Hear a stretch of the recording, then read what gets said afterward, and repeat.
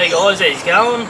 So a few months back, I actually flooded the Jeep at Glassy. We went up there for a 4B and I was just being silly, went into a puddle that was way too big and ended up hydraulicking the motor. I've never done that before, so it's good to tick off the old bucket list. So it's a good opportunity to give this old girl a bit of a tidy up. She's been used and abused, so we'll rip the seats out, rip the carpet out, clean everything that went all manky, especially after sitting in the heat for the last few weeks. It's been disgusting. And I think after that we will actually, once it's stripped, we'll actually put a roll cage in it, and that'll stiffen the whole body up.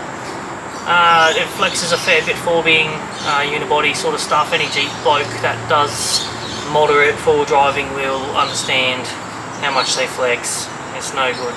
So yeah, we'll try to put a 6-point cage in it, just following the mod plate procedure for Queensland. You need a full engineering certificate to put anything past the B-pillars, and we're not going to go that into it. It's just going to sort of help the body. So we'll just do the 6-point cage from the B-pillars back. That should help a lot. So yeah, that's pretty much the story, caught up, and yeah guys, let's get into it. So guys, I have already pulled the front seats out. Yesterday the camera had to charge, so I've just sort of done them. It was sort of getting dark anyway. So this is pretty much what we're looking at so far. Sort of see the water level along here. It was up pretty high, obviously above this. It was definitely a decent sized puddle. We'll go ahead and we'll rip these back seats out as well. They look like they're a Torx bit. That is a bit of a pain. More coins. More coins? Yeah. Cool. Look. And we'll rip this carpet out.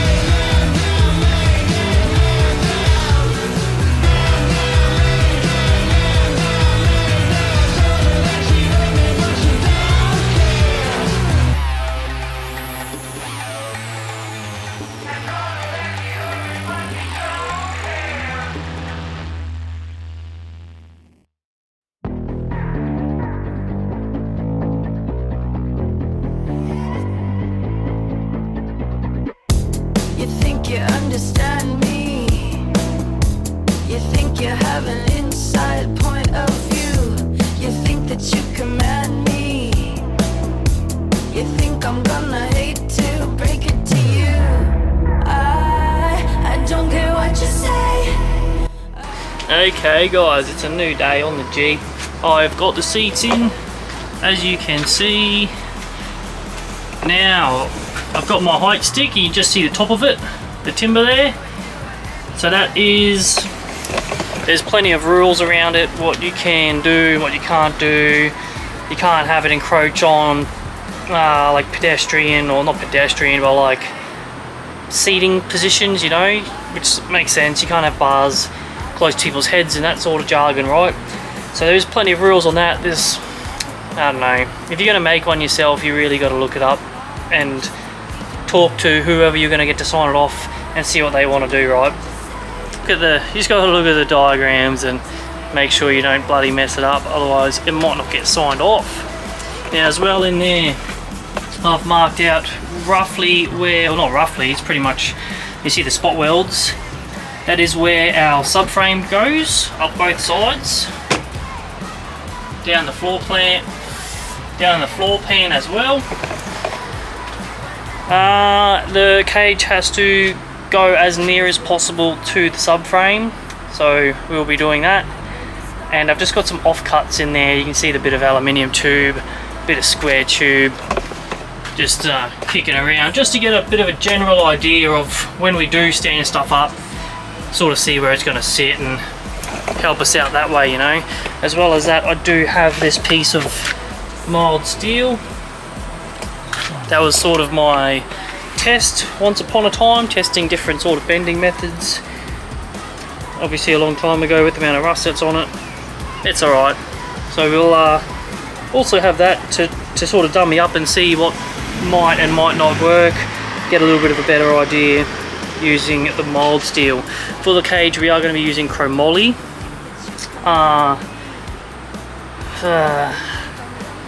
You know, you got to make your own mind up about that. I sort of regret going Chromoly. Yeah, there's a lot more work involved, whereas seamless steel, just a steel tube, would have been a lot easier. We would have been able to make it together. If you're going to buy a Chromoly cage, ideally you want a Chromoly base plates and all the rest of it, right? I've had to, well, I haven't, like, I bought new tungstens to weld the Chromoly for the TIG, and different filler rod. There's different sorts of filler rod, and that was actually pretty hard to get. Not hard to get, but it was an ordering item. Nowhere really stocks the filler rod. Maybe a welding shop, but nowhere around here stocks the filler rod you need to weld Chromoly to mild steel. So that being said, we'll measure up some stuff here and write it down, and hopefully not mess it up, because I did not buy much spare Chromoly because it was pretty pricey.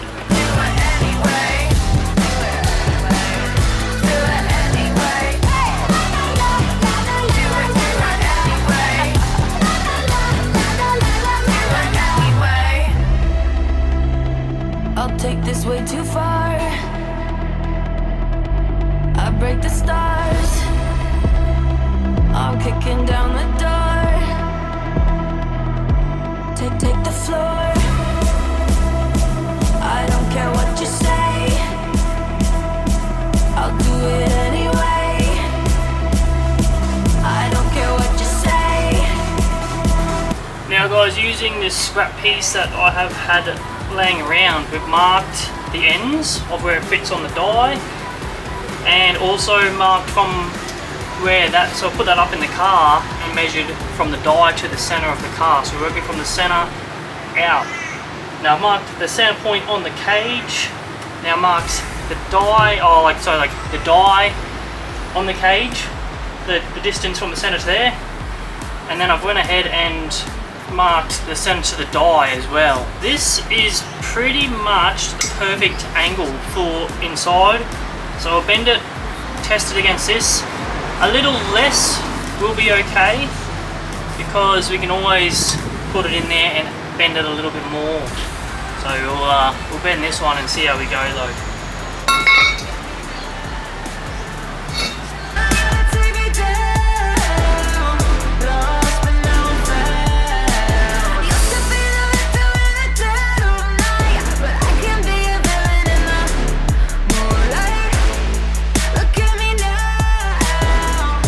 Alright guys, so we've done our first bend, as you can see here. I've got the angle finder zeroed off this over there, so we'll keep it all nice and square as we're bending, hopefully.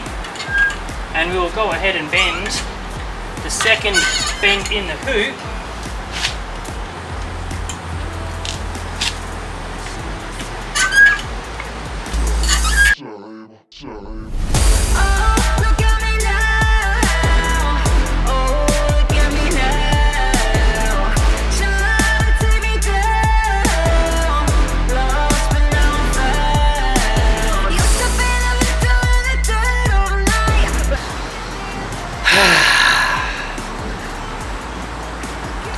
Really upset me, guys. My piece of chromoly kinked. So we had a nice radius, and for whatever reason, I suppose it would just come down to the bender design. I had a lot of problems with the upright benders kinking. Still pretty upsetting, to be honest with you. Like I said, I didn't buy enough steel to have this drama. So I have already cried. I went inside and cried for a while, and then ate like a full block of cheese. And I did go on a website and bought a new bender, so I've got a new bender coming. Haven't bought new steel yet, so I have to buy some more steel. It was sort of a good opportunity to go mild steel if I was going to, but I still got heaps, oh not heaps, but I'll use as much of this chromoly as I can, you know, so we still, yeah, we got plenty of chromoly for cross braces and stuff now. So yeah, it's not the end of the world. It's a bit of a pain in the ass, but so it might be a bit of a delay now finishing this video. It might take a week or two for that bender to come.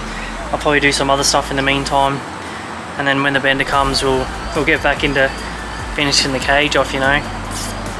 So yeah, guys, I guess on the video it'll be cut to bending it with a good bender. Cut scene 2, our new bender. So guys, I got this from Speedworks. It's expensive, no two ways about it. It is. I think bender was $1,000, and then it's $700 for each die you get. Now it's nice because it's not a bad radius on it. Probably want to be doing a fair bit of bending to justify the price. I honestly probably didn't need it. They got me in a low point, and I was pretty pissed off about that bender, so I just blew the cash. But it is a nice bit of kit, and it is it's pretty quality, guys. It looks pretty nice. Pretty curious to see how it goes. It's raining at the moment, so yeah, at least it's cool, I guess. It's not too bad. It is air assisted.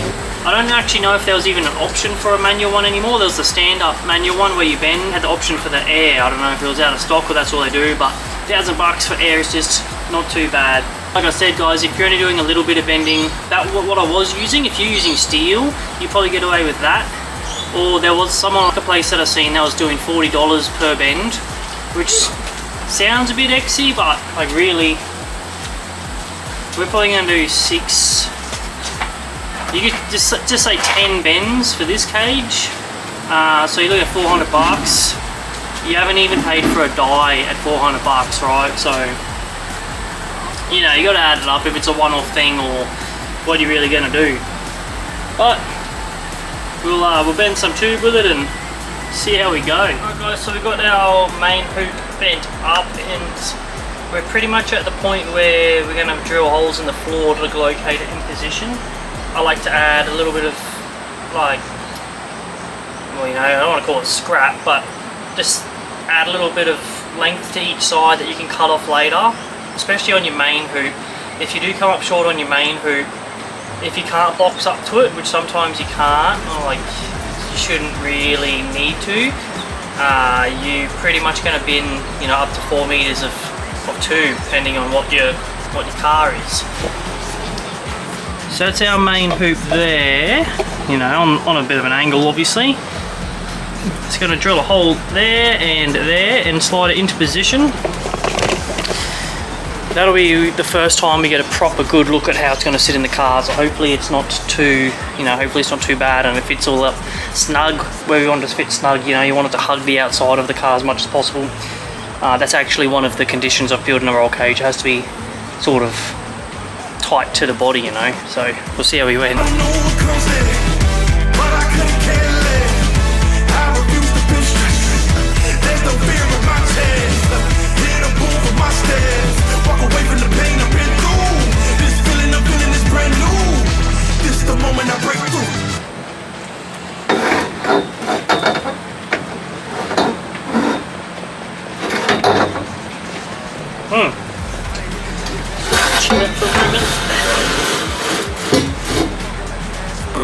Guys, I quickly went ahead and throwing the back seat into the Jeep just to make this next hoop up. Luckily you can put the back just in because it does hook into these lockdown tabs that fold it down. Oh, you can't see that one, but that just sits there nicely, and we'll bend up this next hoop, which would attach. We're going to do big boxes off of the wheel arches for that one. Alright guys, this is our 2200 offcut, and this should just be enough to make that hoop like perfect because of the shape of the wheel arch. We will be doing boxes for this one. There's no fear in my chest. Fear to pull from my steps. Walk away from the pain I've been through. This feeling I'm feeling is brand new. This is the moment I break through. I don't know.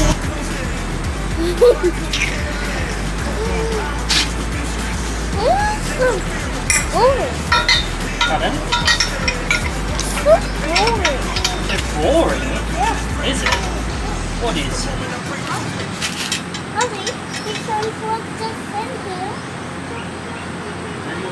Huh? I'll do it. And it's on. And you? Yeah. Oh.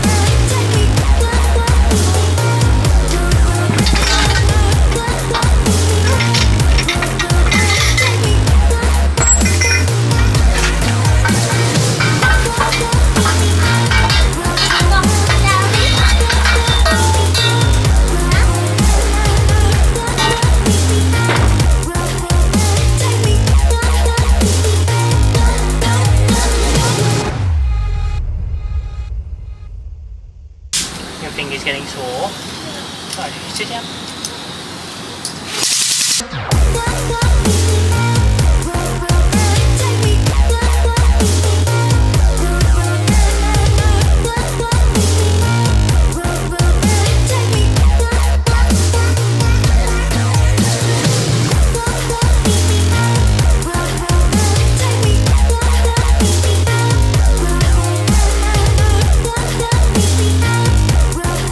Now guys, I've got the two hoops in. You just seen us bend them up. I forgot to turn the camera on, so there's not as many bends as I want, but it's all pretty much the same stuff. I've got this second one zip tied to this sheet metal brace. That is about the right spot for it. and I've got my plates cut. Alright, so the minimum requirement is 120 by 120, so I've cut a little bit of cardboard out.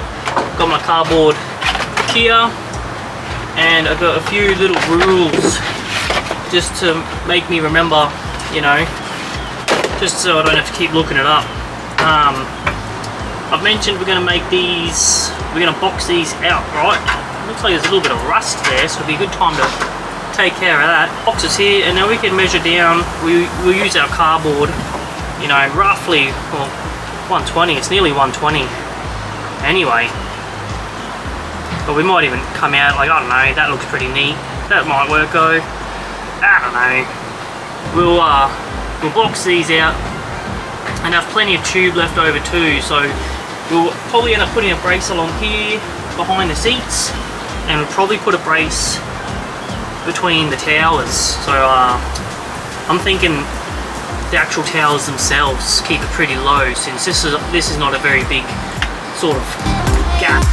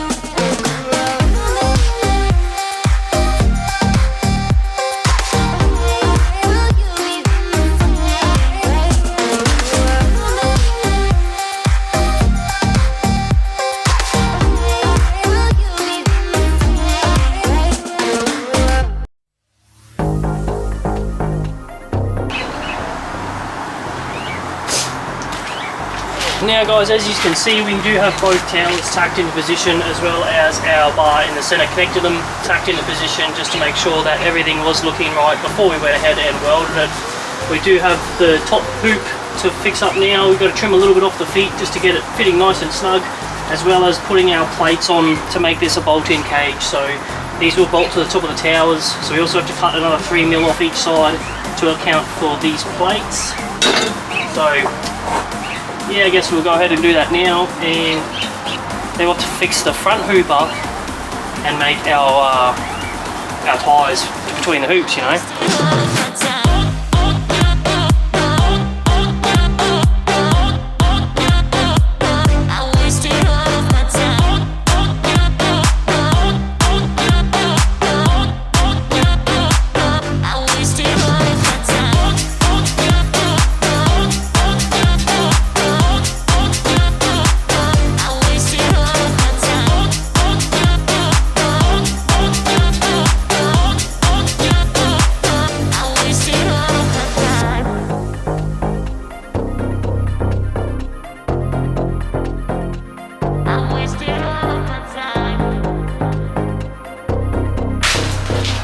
Now guys, we do have our tube here.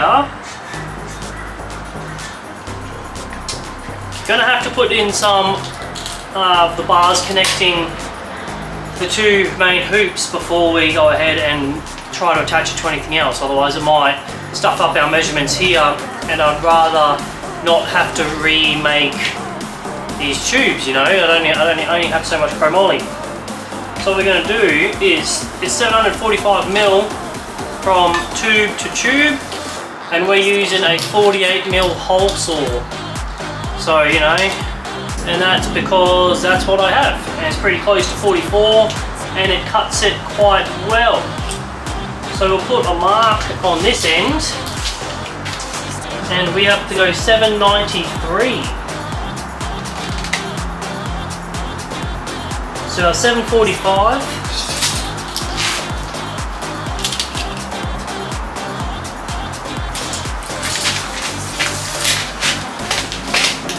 our 745, our 48mm hole saw, and we can just add that 48 straight to the 745 because we're taking the radius out of both ends. If you're only going to cut this end, you'd have to take half of your hole saw diameter, so that like the center of your hole saw will be there. So if you've measured to this point on the tube, you'd have to take out like 24mm,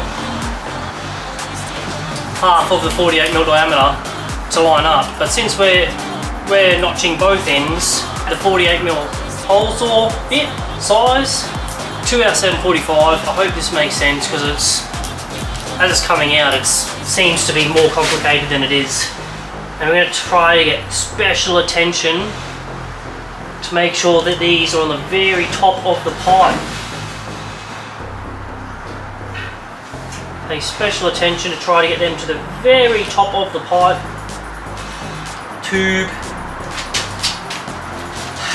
because if we want our notches to be exactly the same way, if it's slightly off like this, you're going to have a really big gap to try to weld up, right?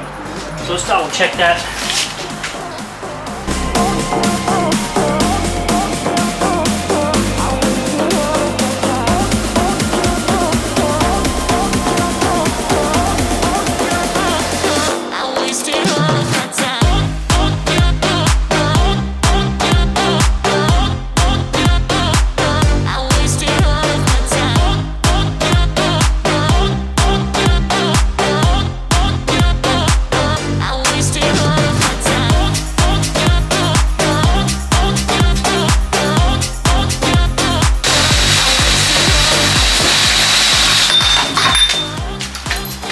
Whoosh, that was close.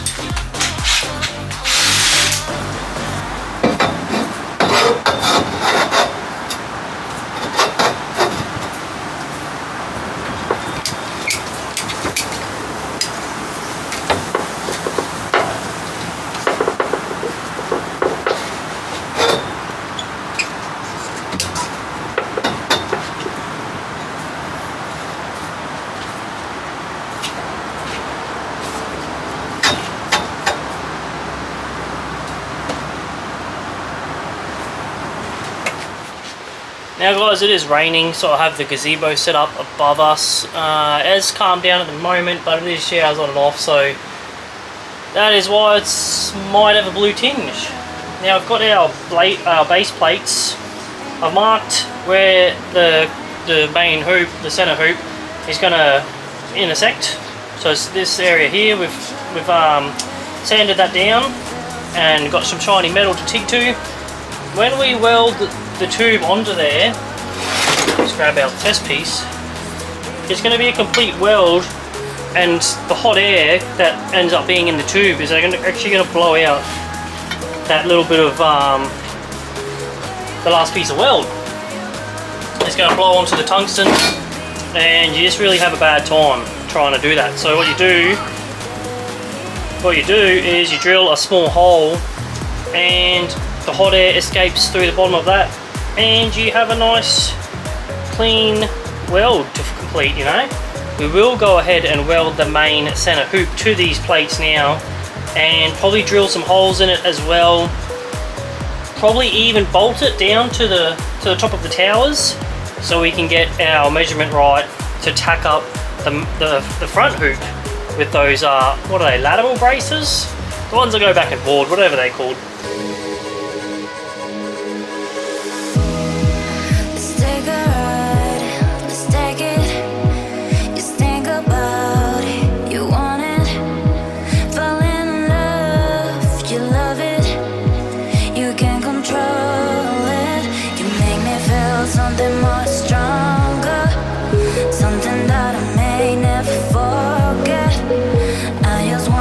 To be longer.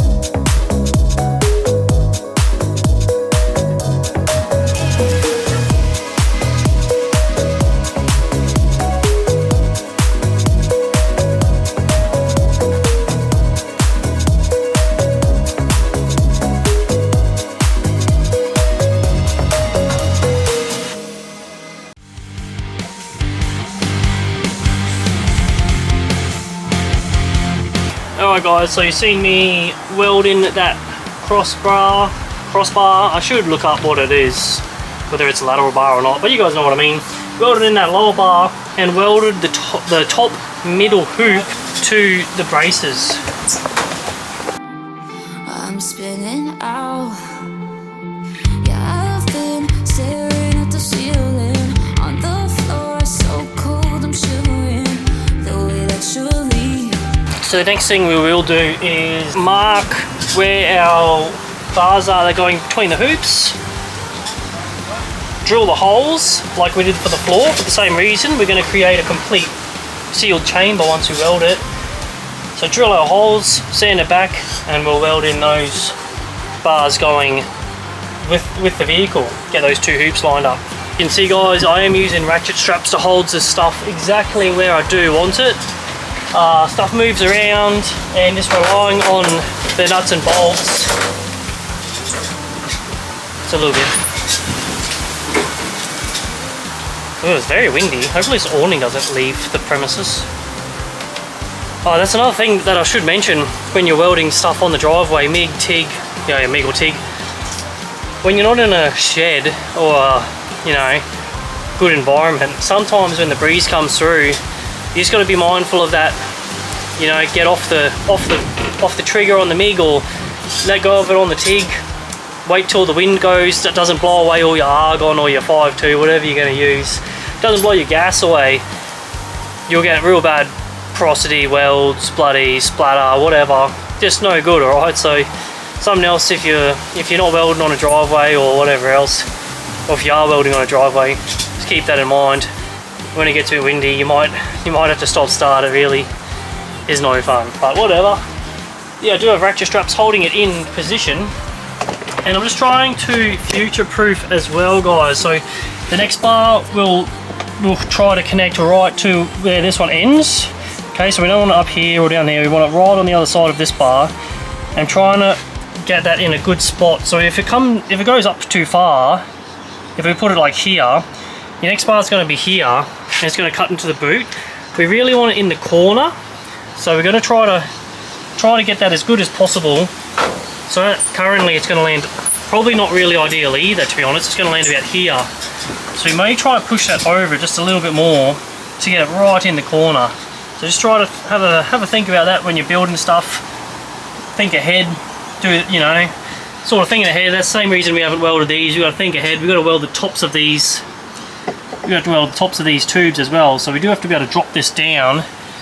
So, you know, we've got about 100 and whatever that worked out to be, 120 mil or something. We've got about 120 mil, we can drop that down to weld the tops of them. So just constantly sort of thinking ahead, like, you know, you're going to make mistakes sometimes. That's alright, it's all part of it. I'm sure I'm going to make a mistake still. I don't know what it is going to be yet, but yeah, guaranteed we'll stuff something up. So yeah, we'll shift them down a little bit more, looking at it from this angle, have a look at it around all the angles, and like I said, we'll drill those holes and weld them in. Don't care what you say, I'll do it anyway. Anyway, I'll do it anyway.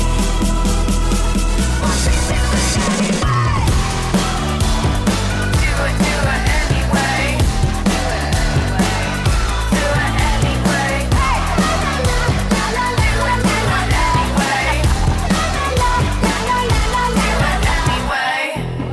Walking on a high line, eyes on me, I'm automatic. I'm tripping on the light wires. Sound the alarm just to be dramatic. I don't care what you say, I'll do it anyway. Anyway, I'll do it anyway. Alright guys, I apologise, I have had to jump ahead a little bit. I've welded this bar in, for you eagle-eyed viewers would have noticed. That's just to help it stiffen it up a little bit. And yeah, time's of the essence as usual, okay. I don't think I'm bad with time management, I just got a bit on, so could be wrong, I don't know. But yeah guys, so I've welded this on, and hopefully you can notice how much lower the cage is than what it was, okay? So the cage normally sits up here. So I've chopped the tops of the towers out, and I've dropped the whole thing down through the floor, so we can hopefully do 360-degree welds on these. So we'll go ahead and get that done now. Now to do that, I have chucked my little stumpy back on this, so we can get up around the roof a little bit easier, rather than the top of the, I don't know what that thing's called. I'm gonna call it a hat. Chuck the stumpy hat on instead of a big pointy hat, and that will help us immensely. I also got to chuck a short tungsten in there, because a long tungsten, a full-size tungsten won't fit.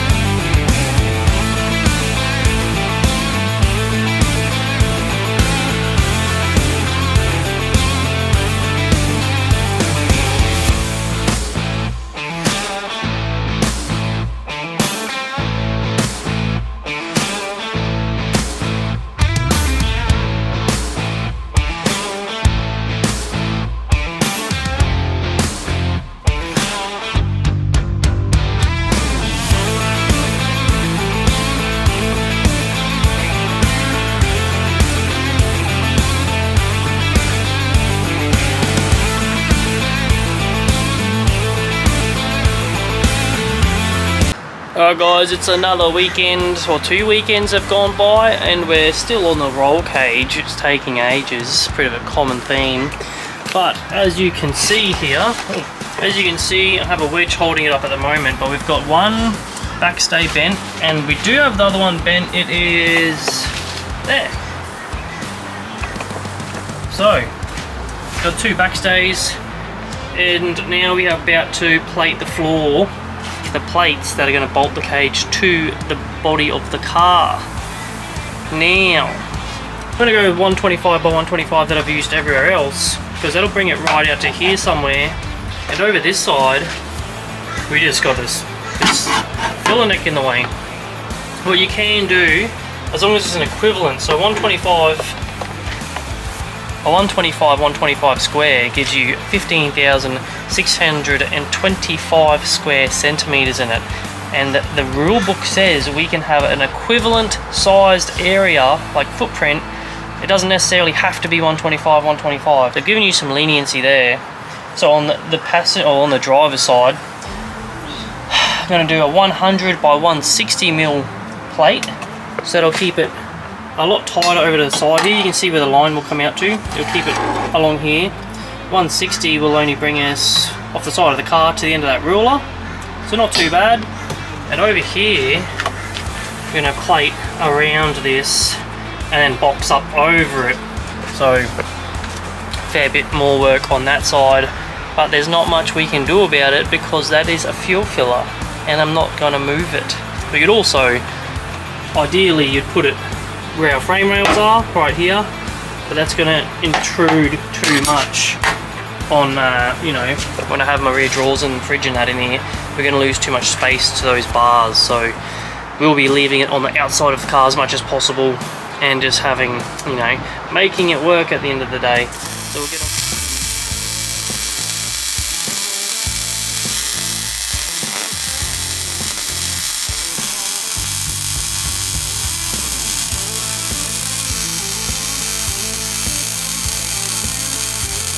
Have one box welded up. I just went ahead and done that. Get a little, left the cap off, you know, so we can slide our pipe down in there. Otherwise that'd be no good. And I've just went ahead and prepped the other side here. So I've ground down our pipes on either side. It's just weld through primer on there.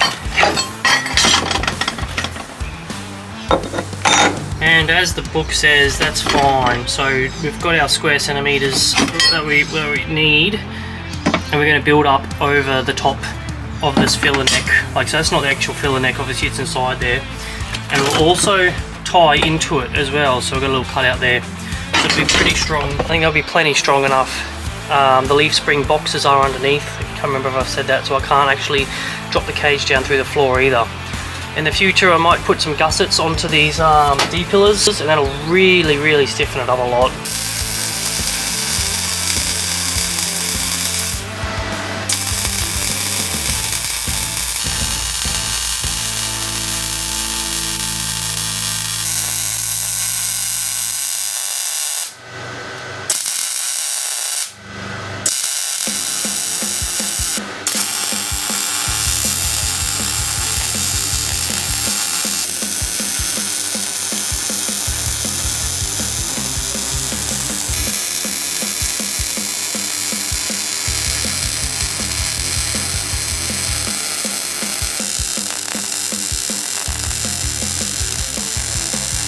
While I was filming welding that in, the battery did die, even though, you know, that was pretty much it anyway. So after that, I did put these shock towers, I don't know, not really shock towers, but I put these towers back in place to dummy up the rest of the cage, and we do have our rear backstays in position now. So we've got our behemoth of a box here, our rear stays up in position. Now the only thing left to do is chop out another floor bracket, which will bolt the cage to these big boxes. So we'll have to cut out 2 of them, 1 for each side, get it all to a point where it's ready to be welded in, right? Weld the tops in. If it doesn't make sense, we can weld, you know, all of this. We can't get up around here with the welder, so we do have to drop the whole cage down. So we'll have to do that whole weld, I guess, first, and then the last welds to do will be the ones onto the back here. Well, thinking about it now, I also want a brace across the top here, which we'll need to drop it down for. Oh, the plot thickens. So we'll weld as much as we can up here, add the brace in here, drop the whole lot down, weld it all up, lift it back up, weld the plates on the bottom when we're happy with it, and then add some gussets on the front, weld the feet onto the B pillars, onto the B pillar hoop.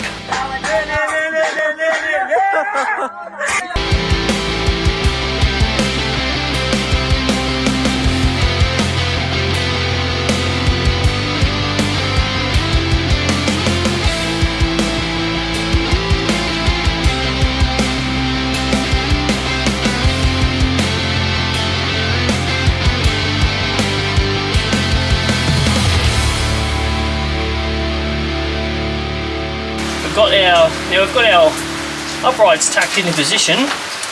I have gone ahead off camera and made this bar up. This is our rear bar. Clean the ends up. I've drilled our holes already, so I'm going to slide this in.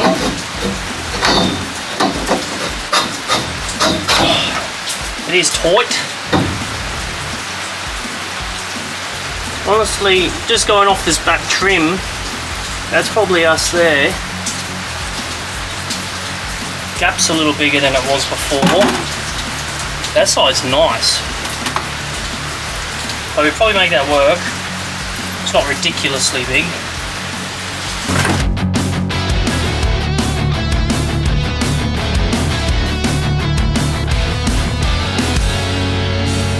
Alright guys, I've pretty much wrapped it up yesterday with welding those cross braces on. We're ready to drop this down now so we can complete the welds on the top of the roll cage. Not much else to say, let's do it.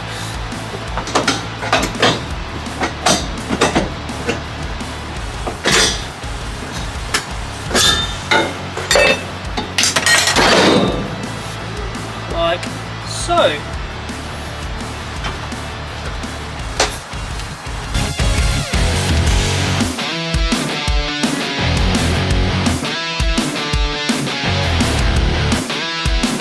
Now guys, it's another day and we are finally getting closer, finishing. I went ahead off camera and made these because they took ages. So this is just 4 gusset bars. There was no easy way to tie in. I'll just like gussets. I want gussets between the main hoops and the bars that run up and down the car. And because of the angles, they're halfway through, because the bars join up halfway through the hoop, about here somewhere, you can't just add a gusset, you know, it's on a funny angle, right? So this is what I've come up with. That is obviously the top of the bar, and it sort of sits on the hoop like so that'll tie it in nicely. Get a nice long weld, so it's going to really help the strain if we do have a, you know, a rollover or something silly like that. Went ahead and cleaned these up. I've cleaned the first one up, so I might just weld and then sand and weld the next one to break it up a bit so it's not too much duty cycle on the machine or duty cycle on my brain.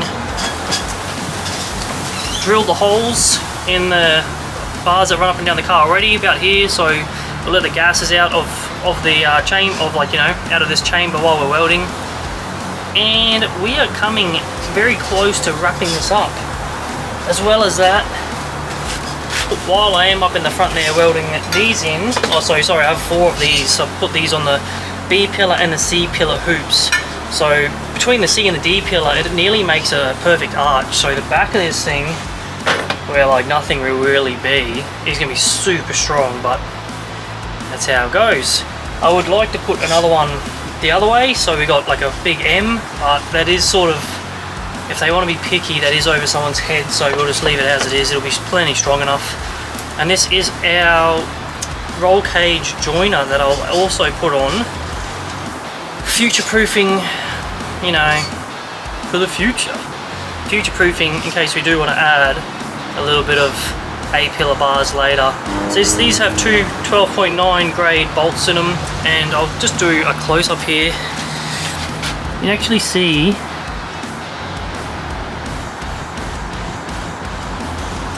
they're keyed as well.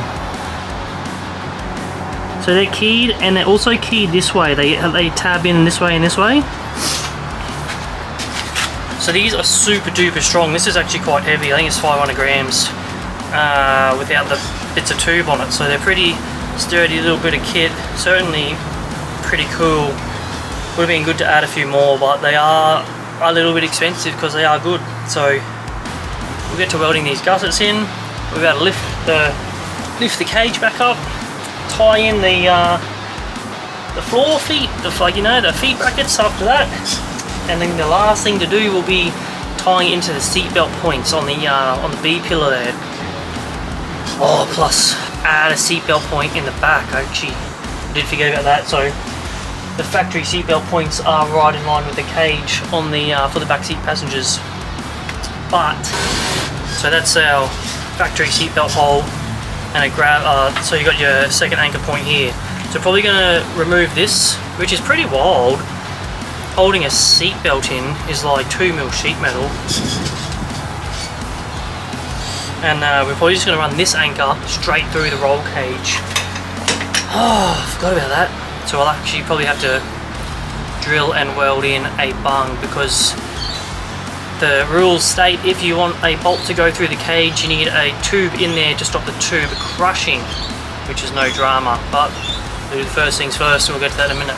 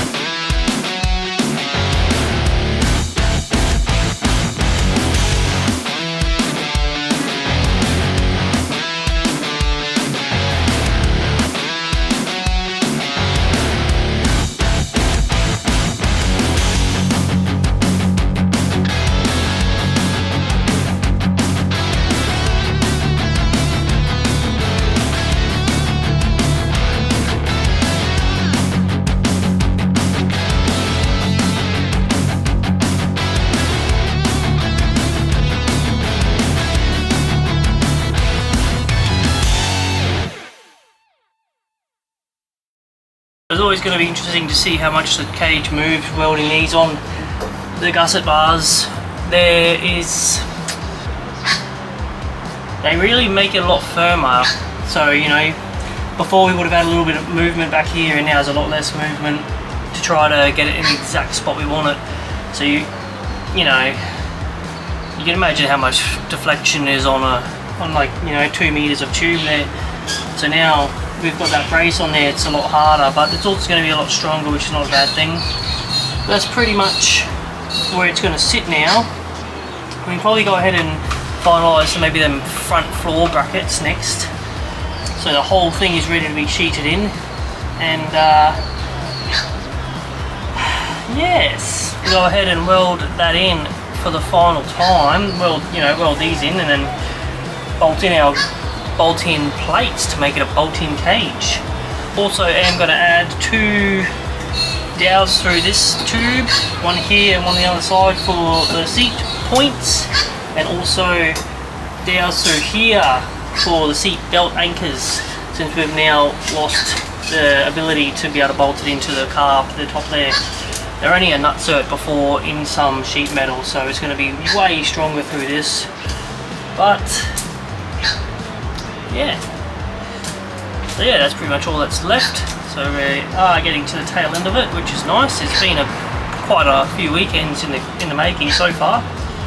So we won't stop now, we'll get it done and be good to see it done. So now it's time to patch up these holes. So not necessarily patch up the holes. Originally I was going to weld in the floor, like weld the floor back in, and then add our plates over the top. Now remember, we're adding these plates because our frame rail is about over here, our subframe, you know, chassis. So we are just adding these in just to get the weight, you know, the force that might be on it closer to the center of the subframe. It's not doing that much when it's out here. So I've just went around this and marked out where, you know, where this is going to sit. We have it propped up in the middle here just with the jack. So I'll go ahead and clean the steel, get it back to steel, and we'll MIG weld this in. After that we can TIG weld our floor, you know, our little plates onto the bottom of our feet, and that will bolt through, and we still will add another one of these because that's what the rules want, to the bottom as well. So this is just here to get the weight over, and it will create a massive footprint as well. So I'm just going to double up. There's probably no need to add a bottom plate whatsoever, but that's what the rule book says for a bolting cage, so that's what we'll do. We'll add that in there and then keep everybody happy.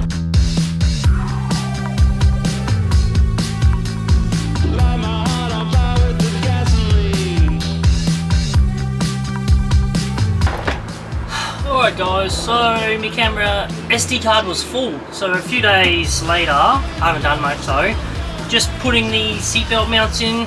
I went around to Gabs and machined up these little crush tubes that they ask for you to have in your bar if you're going to weld any, or if you're going to put any bolts through the bar.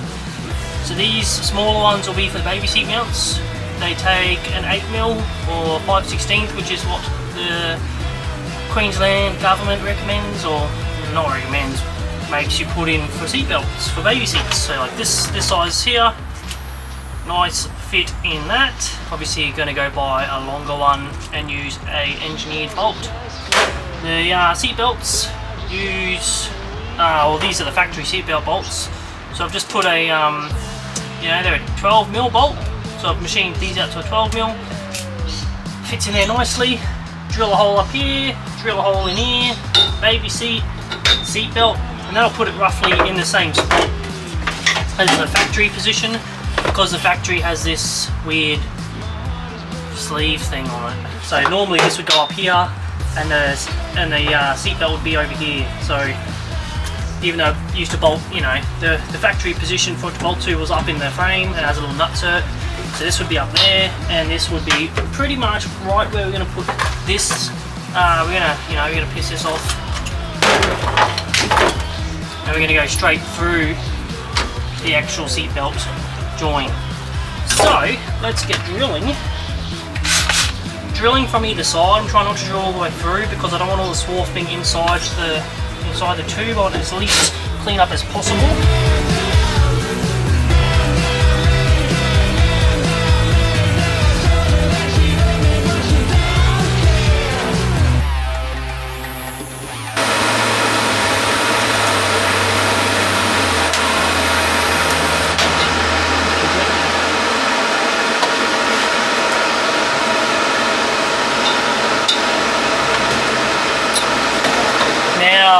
I welded that one first because I didn't want to burn myself on this one while we were doing it.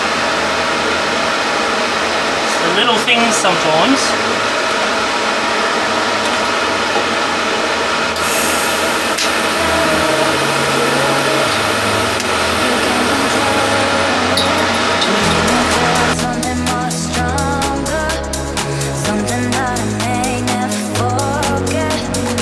Now guys, we're at the point where we're going to tie our B-pillar hoop into the actual B-pillar seatbelt points. We have our seatbelt point here and we have 2 spots so we can go off, and I've been sort of playing around with some cardboard trying to get a half decent design out of it that won't hinder our shoulder checking.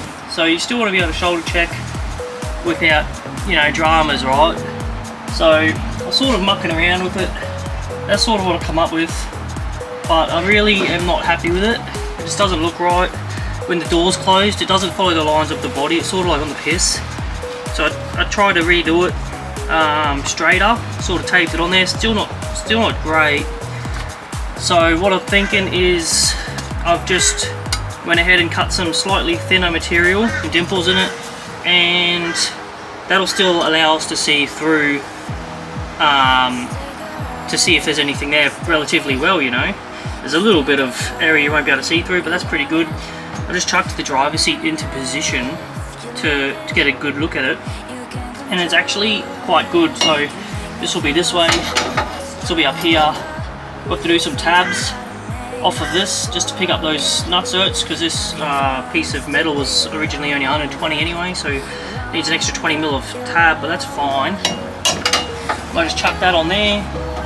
And I've noticed when I shoulder check, I actually look through that gap anyway. I don't really look through this gap. That's sort of right beside you. That's not necessarily what's behind you in your blind spot. But because your head's here, you can still, my eye level is about here when I'm sitting down anyway. So still heaps of room to see underneath. And as I said before, we can still see through the dimpled eyes. So I think that is probably the best option of what's going to look half decent. It's sort of getting hard not to rush things. You know, I could have cut this out and just got it done quickly, but I wouldn't have been happy with it later, and it would have, you know, it would have been really hard to change once it's welded onto the cage. Being chromoly, you don't want to weld it in the same spot heaps of times because it will get weak points. So this is probably the go. This is about 2 mil by the looks of it. I haven't put a set of calipers on it, but it's plenty thick enough. And the dimpled eyes will add an extra dimension of strength to it. We shaped it a little bit to get our nice curve in there.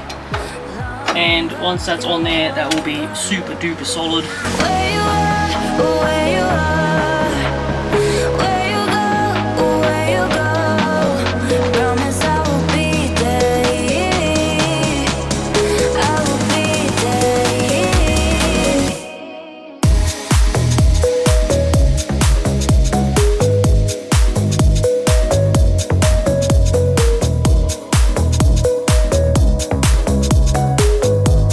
Alright, we are nearly there. Man, it's been a few good weekends, but you guys, as you've seen, we're nearly on the tail end of it. All that's really left to do is I want to weld some tabs onto both the pillars there, just these tabs here, and that's just the cutout for a Terraloom light, since that's what we're running on the sides and on the back here. I may as well just buy 2 more of them and run them inside like so. So I'll just weld these onto the cage. Nothing too exciting, just the same steel we made the gussets out of. Welding them on the back of the C pillar, just because the kids' heads are on this side and they don't normally run around and whatever on their seat, but you know, maybe when they're a bit older, jumping around being silly, it won't be there. It'll be on the other side of the hoop. Only sort of thing I've thought about, and that will be on the front driver's side, so it's just light for the front seats. So that's pretty much it, guys. We'll weld that on there, and that'll probably be the end of it. So I don't know how long this video is going to be. I don't know how much of the welding I'm going to cut out because it's not overly exciting, but not impossible to do yourself. Is a lot of work. Do you need some good tools? Alright, you need a good welder. I wouldn't even attempt it unless you had a flexible head on the TIG torch. If you're gonna do it yourself, you got to weigh up the options of going chromoly or mild steel. It's got to be, look at the rules. It can't be NB40 or any sort of, has to be a seamless tube. So you can't just go down to the steel shop and buy the tube, right? You have to get it from somewhere sort of specialises in roll cage or race car fabrication. So there is a little bit of costs associated with going with the better tube. Absolutely not worth risking putting NB40 in, not even for the fine, just for the safety of the passengers and whoever's in the car, right? That stuff will crush very easy, and you might die because of it. You know, you don't want to get in a crash with a bunch of metal that's just going to break loose. So I guess we'll weld these in. I'm not going to paint any more of the cage until I get it signed off. You're not supposed to have anything painted. I am going to paint it because we're going to Fraser Island 1 week. In 1 week I'll be on Fraser Island if everything goes well. So I'm not going straight up the beach with mild steel parts that aren't painted. So that's going to be my reasoning. That might be a drama. I'm not too sure. We will find out. I think it's sort of fair, but I'm not the bloke signing it off, so we'll have to wait and see what they reckon.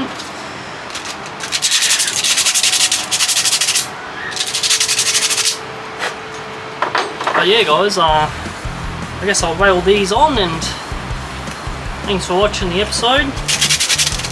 Don't know when this will get made. For reference, it's March 2024 now, so whenever you guys see this, I don't know, man.